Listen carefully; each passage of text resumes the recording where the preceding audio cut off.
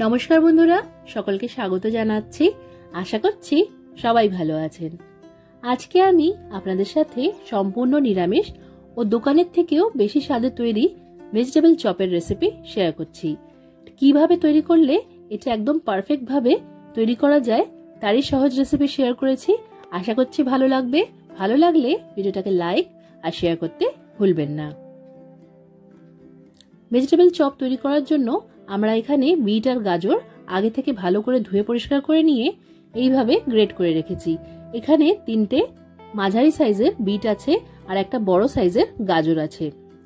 এবার একটা মশলার পেস্ট রেডি করে নেব। আর এই পেস্টটা কিন্তু একটু ড্রাই পেস্ট হবে। তার জন্য একটা বাটির মধ্যে নিয়ে নিলাম 1.5 চা চামচের মতো ধনে গুঁড়ো, 1 চা চামচ নিয়ে নিলাম জিরে গুঁড়ো। এবার যে যেরকম ঝাল পছন্দ করেন সেই অনুযায়ী এখানে দিয়ে দিতে হবে লঙ্কার গুঁড়ো। আমি এখানে 1 চা চামচ লঙ্কার গুঁড়ো দিয়েছি।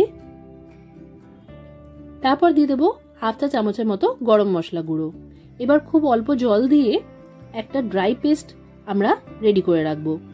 যারা আলাদা করে শুকনো খোলায় মশলা ভেজে নিয়ে তারপর গুঁড়ো করে এই চপটা তৈরি করবেন না, তারা এইভাবে করে দেখবেন স্বাদটা দোকানের থেকেও বেশি ভালো হয়। তো এইভাবে একটা ড্রাই পেস্ট আমি রেডি করে রেখে দিচ্ছি।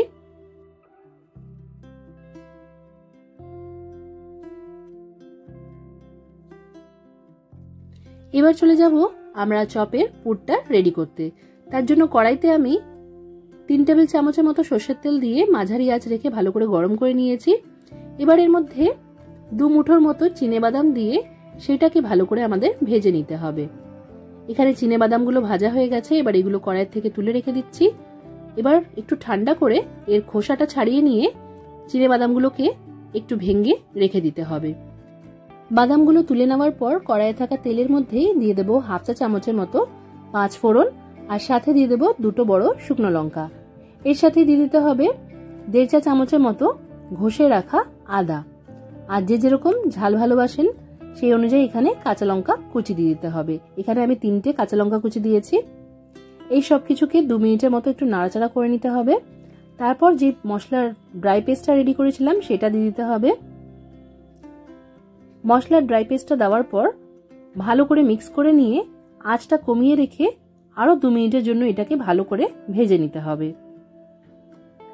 মশলা ভাজার যখন সুন্দর গন্ধ বেরোবে তখন এর মধ্যে আমরা যেই বিট আর গাজরটা গ্রেট করে রেখেছিলাম সেটা দিয়ে দেব। তার সাথে দিয়ে দিলাম 2 মুঠোর মতো কড়াইশুঁটি। যারা কড়াইশুঁটি বা মটরশুঁটি পছন্দ করেন না তারা এটাকে বাদ দিয়েও করতে পারেন। এবার সবকিছুকে খুব ভালো করে মিশিয়ে নিয়ে আঁচটা কমিয়ে দিয়ে 4 মিনিটের মতো ঢাকা দিয়ে রান্না করে নিতে হবে। এই সময় মাঝে একবার নাড়াচাড়া করে দিতে পারেন। এবার 3-4 মিনিট পর আমি ঢাকাটা সরিয়ে নিয়ে আরেকবার এটাকে নাড়াচাড়া করে দিচ্ছি। এবার যেই বাদামটা আমরা ভেজে রেখেছিলাম সেটা দিয়ে দেব আর তার সাথেই দিয়ে দেব আলু সেদ্ধ। এখানে 2টো মাঝারি সাইজের আলু আমি সেদ্ধ করে রেখেছিলাম, সেইগুলোকেই হাত দিয়ে চটকে নিয়ে দিয়ে দিলাম। বাদাম আর আলু সেদ্ধটা দিয়ে সবকিছুর সাথে ভালো করে মিশিয়ে নিতে হবে।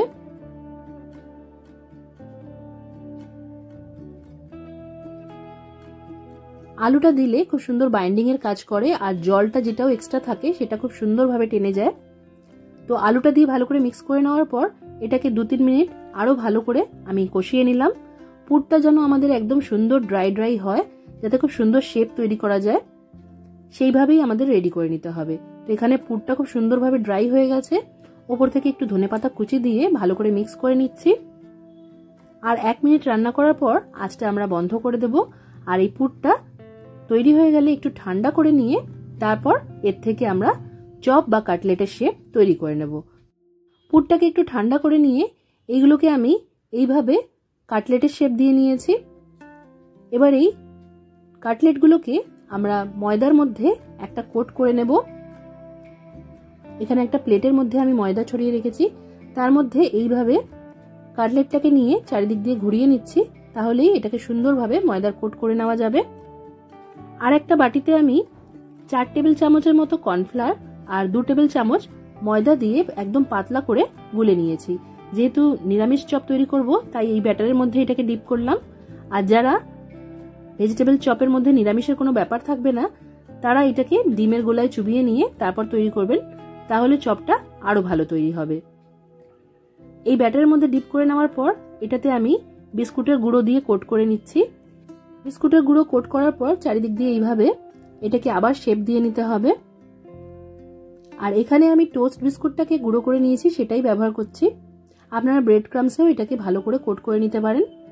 তো সিঙ্গেল কোট হয়ে যাওয়ার পর এটাকে আমরা আবারও সেই ব্যাটারে দিয়ে ভালো করে ডাবল কোট করে নেব।